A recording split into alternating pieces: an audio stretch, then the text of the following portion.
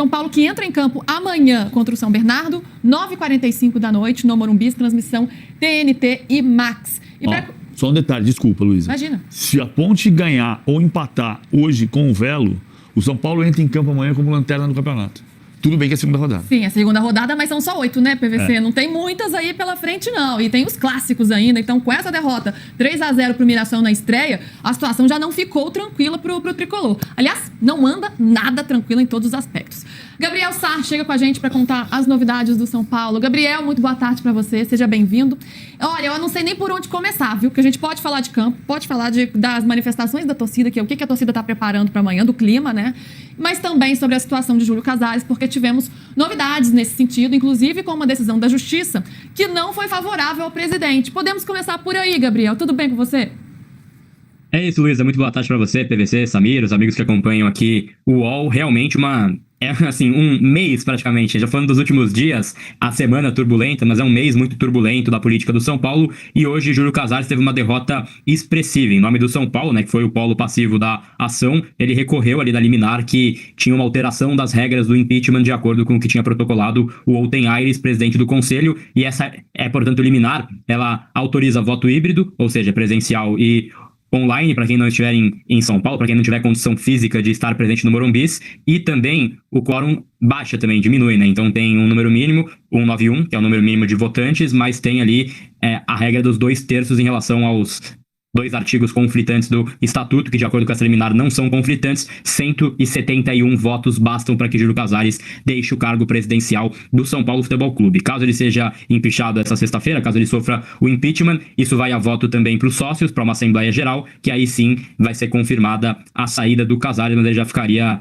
afastado do cargo caso ele sofra esse impeachment na sexta-feira, portanto, né? E aí tem muito aliado político do Júlio Casares que tenta convencer ele a sair fora antes, né? Então ele teve uma reunião há poucos instantes também no Morumbi com aliados políticos, tem ali algumas pessoas que tentam indicar caminhos para o Casares, mas ele tende a encarar ainda essa votação de sexta-feira que pode deixá-lo em uma situação muito delicada à frente do São Paulo, Luísa. Deixa eu falar uma coisa só que minha impressão, tá? Eu percebo a oposição cada vez mais animada, mas ainda reticente. E ainda achando que é difícil o impeachment, mas mais animada. E talvez isso tenha a ver com a percepção de que o Casares vai para a votação do impeachment acreditando na reversão do impeachment. E talvez isso mude até sexta-feira.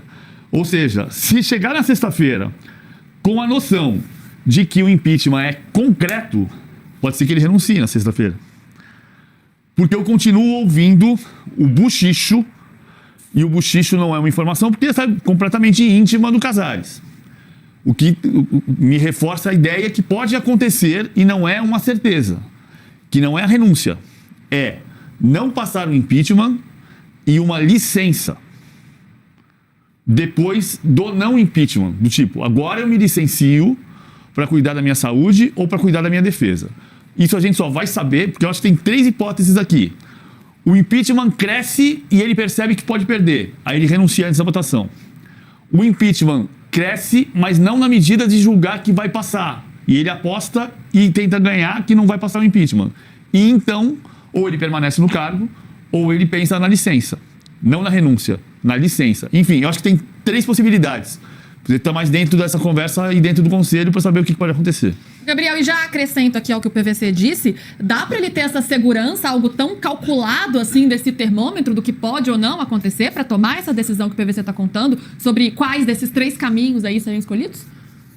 Existe um sério risco com essa mudança de formato, né, Luiz? A votação híbrida favorece muito, né, esse pensamento da oposição do São Paulo. E aí é óbvio que o voto secreto, ele também gira ali dois cenários, né? Porque tem muito conselheiro que tá falando pra torcida que vai votar a favor do impeachment do Casares, que não necessariamente o fará, né? Tem, por exemplo, Antônio Donizete Gonçalves, Dedé, que é o diretor do Social, que é um dos aliados políticos do Casares e que falou em grupos de Facebook, falou até para colegas da imprensa que ele vai votar pelo impeachment, algo que eu acho bastante incomum nesse momento, né?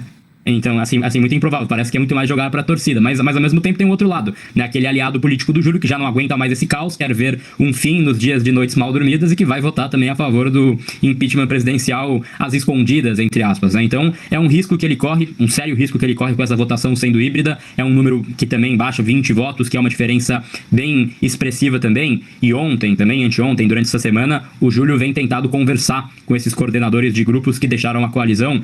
E eu soube também, PVC, que ontem ele tentou agendar uma espécie de reunião, um papo entre coordenadores e não rolou, né? Eles preferiram não falar com ele presencialmente nesse momento. E isso pode ter deixado o Júlio também um pouco assustado nesse processo, porque é algo realmente que impacta muito com o seu andamento político. O fato é que é muito difícil ele continuar governando no São Paulo. Isso é algo muito delicado, né? Ele tem ali uma rejeição muito grande da torcida por si só, que já faz diferença, mas tem uma rejeição no social e também no conselho dessa vez. E tem muita gente já que já tá colando, batendo aquele telefone, conta com o meu apoio, hein? Tô com você, pro vice dele, o Macis, que pode assumir nessa sexta-feira, caso ele seja afastado. Essas três possibilidades, né? Aí vai mais no campo da percepção, da opinião mesmo, porque você vem com a informação das possibilidades. Tô ouvindo, né? Você Tô ouvindo gente. ouvindo os buchichos, né? Porque certeza ninguém entende nada, porque a votação não aconteceu. Não, e cada um vota, né, conforme... E a decisão do Júlio, a decisão da renúncia, a decisão do impeachment não é do Júlio. A decisão da renúncia ou da licença ou da permanência depois do impeachment não passar, é do Júlio Casares. Sim. Né? E para a votação passar ou não, o que você acha que vai pesar mais? Assim?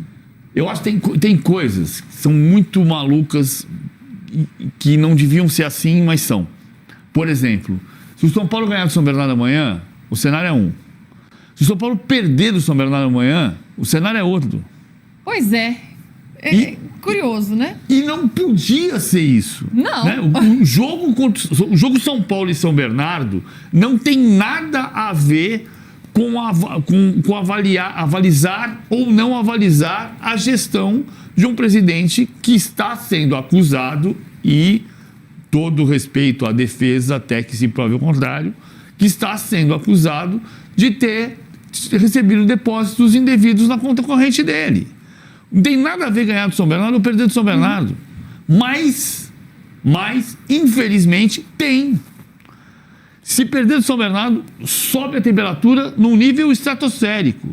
E também a questão da postura da torcida uniformizada, que sempre, o Baby, que nos desculpe, o Baby sempre apoiou.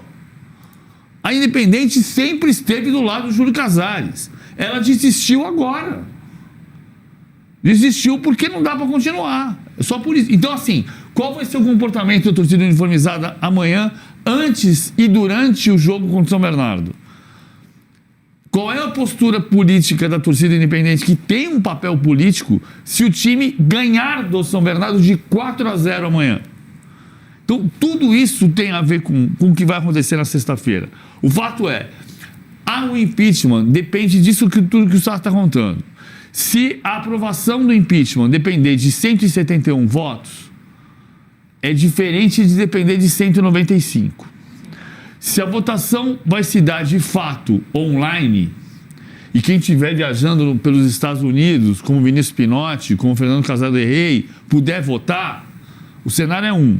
Se tiver que ser presencial e secreto, o cenário é outro. Então tem uma série de variáveis, embora a votação seja na sexta-feira e hoje seja quarta, cara, tem 1 milhão de coisas para acontecer daqui até sexta-feira à noite.